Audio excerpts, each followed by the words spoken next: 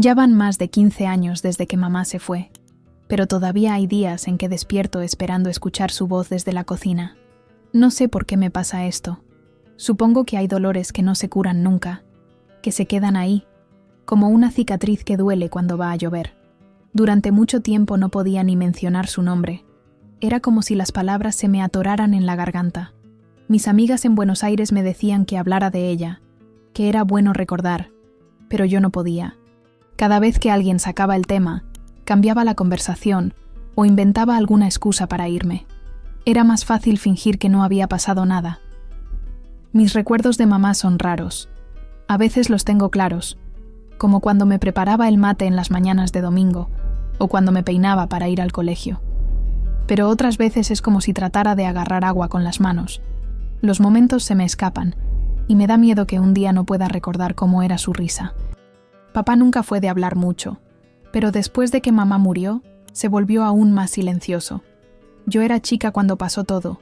Tenía apenas 8 años, pero ya me daba cuenta de que algo no andaba bien. Cada vez que le preguntaba cosas sobre ella, me decía, «Ya vas a entender cuando seas más grande». O se ponía a ver televisión como si yo no hubiera dicho nada. Me acuerdo de que una vez, cuando cumplí 15, le pregunté si podía ver las fotos de mamá. Él me dijo que las había guardado porque le dolía mirarlas. Yo le creí, pero ahora pienso que tal vez había otras razones. En esa época no me animaba a insistir. Era como si hubiera una pared invisible entre nosotros, y ninguno de los dos sabía cómo derribarla. Con el tiempo me fui acostumbrando a vivir así.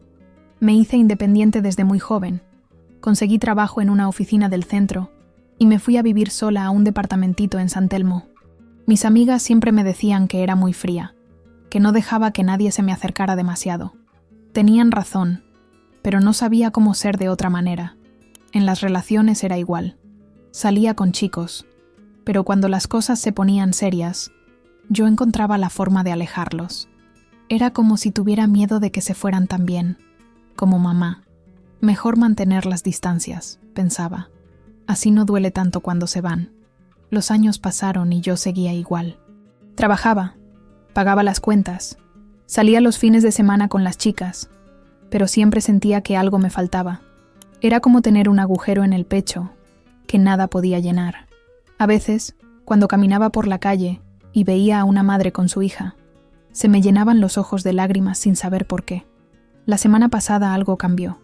No sé si fue el cansancio del trabajo o que se acercaba el aniversario de su muerte, pero empecé a tener como una sensación extraña.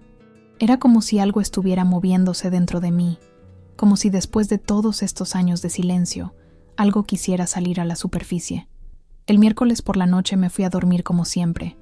Había sido un día normal, nada especial. Cené algo liviano viendo las noticias, me lavé los dientes y me acosté con un libro. No tenía ganas de leer, así que apagué la luz temprano. Me dormí enseguida, cosa rara en mí, porque generalmente me cuesta conciliar el sueño. Lo que pasó esa noche cambió todo. Fue tan real que cuando desperté no sabía si había sido un sueño o si realmente había pasado algo. Todavía ahora, días después, siento como si hubiera cruzado una línea invisible, como si hubiera dejado de ser la persona que era antes. En el sueño estaba parada en la cocina de la casa de Lanús donde vivíamos cuando yo era chica. Esa casa la vendió papá cuando me fui a vivir sola, pero ahí estaba, exactamente como la recordaba. Hasta el olor estaba igual, esa mezcla de lavandina y el perfume que usaba mamá, un patty que compraba en la farmacia del barrio. La cocina tenía los mismos azulejos celestes que siempre me gustaron, la mesa de formica blanca donde hacíamos la tarea, y la ventana que daba al patio con esa cortina de volados que mamá había cosido ella misma. Todo estaba en su lugar, como si el tiempo se hubiera detenido. Ahí estaba ella, parada al lado de la mesada, con el delantal que siempre usaba para cocinar. Era el mismo de siempre, con flores chiquitas rojas y azules. Se veía exactamente igual a como la recordaba, pero había algo diferente en sus ojos, como una tristeza que yo no había notado cuando era chica. Al principio ninguna de las dos dijo nada. Yo me quedé como paralizada, sin poder moverme. Ella me miraba con una sonrisa, pero era una sonrisa triste. Tenía las manos cruzadas adelante, y llevaba puesto ese vestido verde que tanto le gustaba. el que se ponía para ir a misa los domingos. Mi corazón latía tan fuerte que pensé que se me iba a salir del pecho.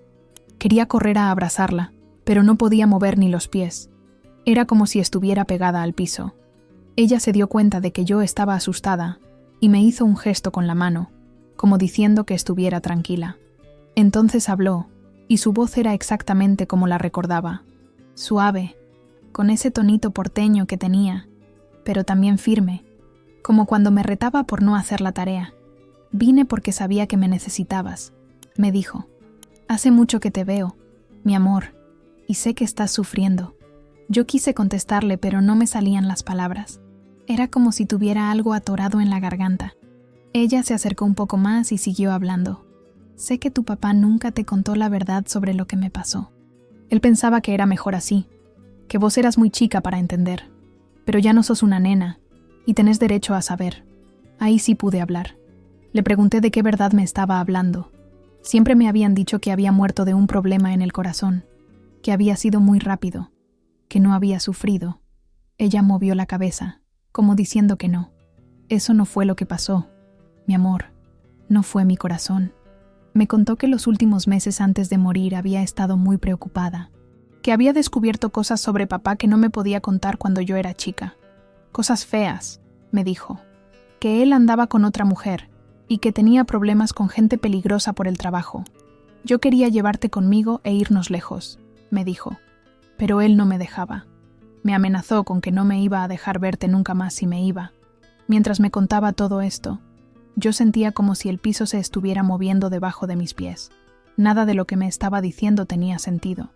Mi papá nunca había sido violento, nunca me había pegado ni gritado. Pero mamá siguió hablando, y lo que me dijo después me dejó helada. Una noche él llegó tarde, muy nervioso. Me dijo que unos tipos lo habían amenazado, que si yo hablaba de lo que sabía, nos iba a pasar algo malo. Yo le dije que no iba a quedarme callada, que iba a ir a la policía. Se quedó callada un momento, mirando hacia la ventana. Después me miró otra vez y me dijo lo que yo no quería escuchar. Al día siguiente aparecí muerta. No fue un accidente, mi amor. Alguien me mató para que me callara. Justo cuando iba a preguntarle quién había sido, todo empezó a desaparecer. La cocina se fue difuminando. La voz de mamá se escuchaba cada vez más lejos, y yo trataba de agarrarla, de que no se fuera, pero era como tratar de tocar el humo. Desperté de golpe, como si alguien me hubiera zamarreado. Tenía la camiseta empapada de sudor y la cara mojada de lágrimas. Al principio no sabía ni dónde estaba. Me quedé sentada en la cama, tratando de entender qué había pasado. El corazón me latía tan fuerte que podía escucharlo en el silencio del departamento. Me levanté y fui al baño a lavarme la cara con agua fría. Cuando me vi en el espejo, tenía los ojos hinchados y rojos. Parecía que había estado llorando durante horas. Las palabras de mamá seguían resonando en mi cabeza. Alguien me mató para que me callara. Volví a la cama, pero no pude volver a dormirme. Me quedé ahí, mirando el techo, repasando cada detalle del sueño. Era tan real que podía todavía sentir el olor de la cocina, escuchar la voz de mamá. No era como los sueños normales, esos que cuando te despertás ya se te van olvidando. Este se quedó ahí, clavado en mi memoria como si realmente hubiera pasado. Cuando amaneció me preparé un mate y me senté en el balcón. Buenos Aires estaba despertando. Se escuchaban los colectivos, la gente yendo a trabajar. Todo normal, como siempre.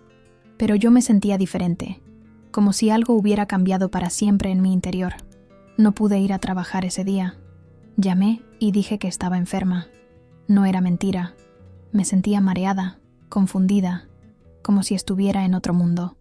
Pasé toda la mañana dando vueltas por el departamento, tratando de convencerme de que había sido solo un sueño. Pero no podía. A la tarde decidí llamar a papá. Hacía un par de semanas que no hablábamos. Cuando atendió, su voz sonaba igual que siempre, medio ronca, cansada. Le pregunté cómo estaba, hablamos de pavadas, pero cuando estaba por cortar, no pude aguantarme más. «Papá», le dije, «¿vos me contaste todo sobre la muerte de mamá?» Se hizo un silencio largo del otro lado. Después me preguntó por qué le decía eso ahora, después de tantos años. «No sé», le mentí. Se me ocurrió nomás. Me dijo lo mismo de siempre, que había sido muy rápido, que el corazón le había fallado, que los médicos no pudieron hacer nada. Pero mientras me hablaba, yo escuchaba algo raro en su voz, como si estuviera nervioso. Nunca antes había notado eso. Después de cortar me quedé pensando en cosas que antes no me llamaban la atención, como que papá nunca quiso que fuera al velorio. Me dijo que era mejor que me quedara en casa de la abuela, que era muy chica para ver eso. También me acordé de que después del entierro desaparecieron todas las fotos de mamá, y que cuando le preguntaba por ella, siempre cambiaba de tema muy rápido. Esa noche tampoco pude dormir. Cada vez que cerraba los ojos veía la cara de mamá, escuchaba sus palabras. No fue un accidente. Me levantaba, prendía la luz, tomaba agua, pero cuando trataba de dormir otra vez, ahí estaba ella, tratando de decirme algo más. Al otro día llamé al trabajo y pedí unos días de licencia. Le dije a mi jefe que tenía un problema familiar. Técnicamente no era mentira. Necesitaba tiempo para pensar, para tratar de entender qué estaba pasando conmigo. Me pasé horas caminando por el barrio, tratando de ordenar las ideas. Fui hasta la librería de la esquina y me compré un cuaderno. Pensé que si escribía todo lo que recordaba del sueño, tal vez podría entenderlo mejor. Pero mientras escribía, empezaron a venirme otros recuerdos, cosas que había olvidado, o que tal vez había querido olvidar, como esa vez que escuché a mamá llorando en su cuarto, o cuando papá llegó muy tarde una noche y los escuché discutir en voz baja. En ese momento pensé que eran cosas de grandes, cosas que yo no tenía que entender. Ahora me preguntaba si no había más en todo eso, si tal vez mamá había tratado de protegerme de algo, y por eso había muerto. La sola idea me daba escalofríos, pero al mismo tiempo sentía una necesidad urgente de saber la verdad. Por primera vez en 15 años, decidí que iba a hacer preguntas, aunque me doliera, aunque cambiara todo lo que creía saber sobre mi familia. Mamá había venido en sueños a decirme algo, y yo no la iba a defraudar. Al día siguiente me armé de valor y fui al altillo del edificio, donde papá había guardado las cosas de mamá en unas cajas viejas. El portero me conocía desde chica, así que no hubo problema para que me diera la llave. Subí las escaleras con el corazón en la boca, como si estuviera haciendo algo prohibido. Las cajas estaban ahí, cubiertas de polvo, en un rincón oscuro. Eran solo 3, y me pareció tan poco para toda una vida. Una tenía ropa, otra fotos, y la tercera tenía papeles y cosas personales. Empecé por esa. Adentro encontré su agenda del año que murió. Era una de esas agendas baratas que vendían en los kioscos, con tapas de cuero falso color marrón. Algunas páginas estaban arrancadas, otras manchadas con algo que parecía café, pero lo que pude leer me dejó helada. En marzo había escrito: hablé con Roberto sobre lo del depósito. Me dijo que mejor no pregunte más. Roberto era el socio de papá en el taller mecánico que tenían en Avellaneda. Nunca me había parecido mala persona, pero tampoco lo conocía mucho. En abril, encontré los papeles en el cajón de Héctor. No puedo creer lo que estoy viendo. Héctor es mi papá. Siempre le decía por el nombre cuando estaba enojada con él. Pero lo que más me impactó fue una anotación de mayo, pocas semanas antes de que muriera. No puedo seguir fingiendo que todo está bien con él. Si no me dice la verdad, voy a tener que irme con la nena. Me temblaban las manos mientras leía. Nunca había sabido que mamá había estado pensando en irse de casa. Para mí, ellos siempre habían sido una pareja normal, con sus problemas como todos, pero nada grave. Seguí revisando la agenda y encontré un teléfono anotado varias veces, siempre con la inicial T al lado. También había una dirección en Villa Crespo que no reconocí. En la última página que tenía escritura, había puesto: Teresa me dijo que conoce a alguien que puede ayudarme. Mañana vamos a hablar. Teresa. Ese nombre me sonaba. Creo que era una amiga de mamá del barrio, una que trabajaba en la peluquería de la esquina. Me acordé de ella porque tenía el pelo muy teñido de rubio y siempre usaba uñas largas pintadas de rojo. Decidí buscarla. No sabía si todavía vivía en Lanús, pero tenía que intentarlo. Guardé la agenda en mi cartera y volví a mi departamento. Esa noche no pude cenar. Tenía el estómago cerrado de los nervios. Al otro día tomé el tren hasta Lanús. Hacía años que no volvía al barrio. Todo se veía más chico de lo que recordaba. La casa donde vivíamos ahora tenía rejas nuevas y estaba pintada de un color horrible, amarillo patito. Me dio tristeza verla así. Fui hasta la peluquería. Todavía estaba ahí, aunque ahora se llamaba Belleza Total, en lugar de Mirta Peinados, como antes. Entré y pregunté por Teresa. La chica que atendía, que no debía tener más de 20 años, me miró raro. ¿Teresa Fernández?, me preguntó. Sí, ella trabaja acá, pero los martes no viene. Podés venir mañana después de las 2. Esa noche casi no dormí. Daba vueltas en la cama, pensando en qué le iba a decir a Teresa, cómo le iba a explicar que necesitaba saber qué había pasado con mamá hacía tanto tiempo. Al día siguiente llegué a la peluquería a las 2 en punto. Teresa estaba ahí, igual pero más vieja. Seguía con el pelo súper rubio, pero ahora tenía arrugas alrededor de los ojos y las manos más manchadas. Cuando le dije quién era, se le cambió la cara completamente. Se puso pálida y miró hacia la puerta, como si tuviera miedo de que alguien nos escuchara. «Ay, mi amor», me dijo, «¿qué haces acá después de tantos años?» Le conté del sueño, de la agenda, de las dudas que tenía sobre la muerte de mamá. Ella me escuchaba sin decir nada, pero veía que se ponía cada vez más nerviosa. Cuando terminé de hablar, suspiró hondo y me dijo que mejor fuéramos a tomar algo a otro lado. Fuimos al bar de la estación. Ella pidió un cortado y yo un té. Cuando estuvimos sentadas en una mesa del fondo, Teresa empezó a hablar. «Tu mamá vino a verme unas semanas antes de morir», me dijo. Estaba desesperada. Había encontrado unos papeles en la casa que demostraban que tu papá andaba en cosas raras con Roberto. Me contó que papá y Roberto no solo tenían el taller, también lavaban plata de gente que traía autos robados de otros países. Mamá había descubierto todo porque había encontrado documentos falsos y mucha plata escondida en la casa. Ella quería denunciarlos, siguió Teresa, pero tenía miedo de lo que te podía pasar a vos. Yo le dije que mejor se callara, que esa gente no jode, pero tu mamá era muy terca. Decía que no podía vivir con esa culpa. Cuando me dijo eso, sentí como si me hubieran tirado un balde de agua fría. Todo empezaba a tener sentido.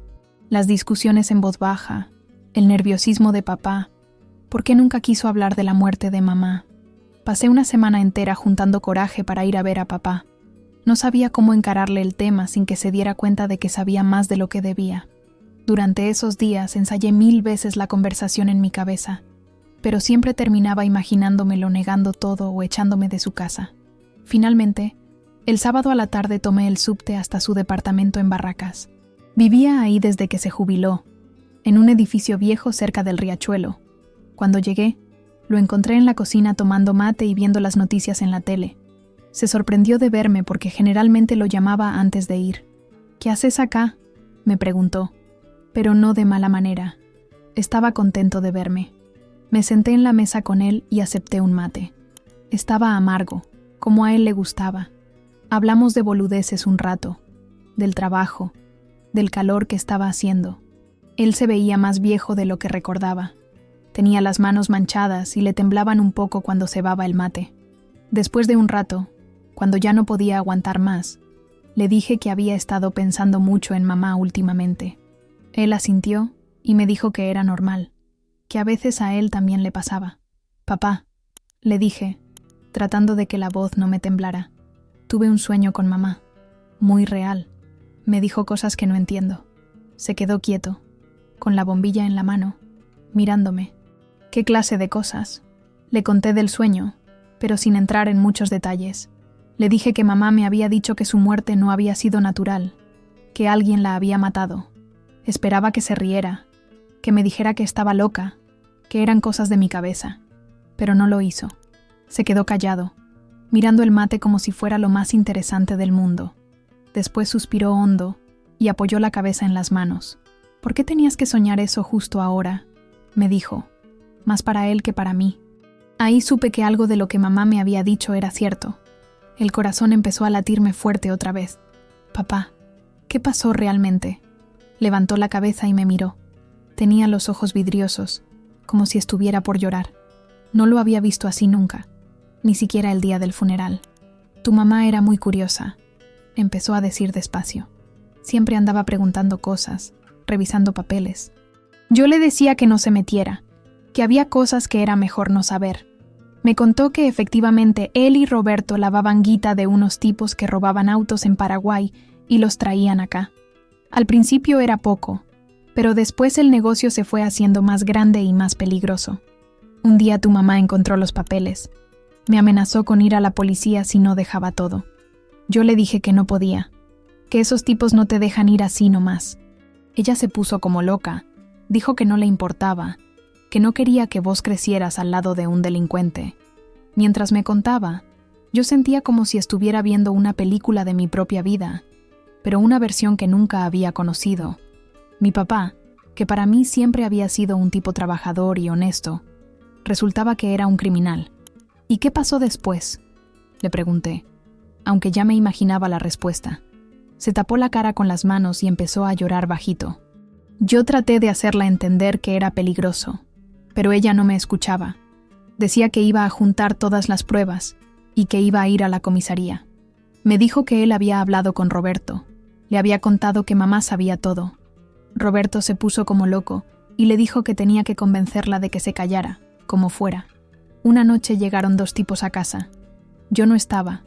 Había ido a lo de Roberto a tratar de arreglar las cosas. Cuando volví, tu mamá ya... No terminó la frase, pero no hacía falta. ¿Vos sabías que la iban a matar?, le pregunté.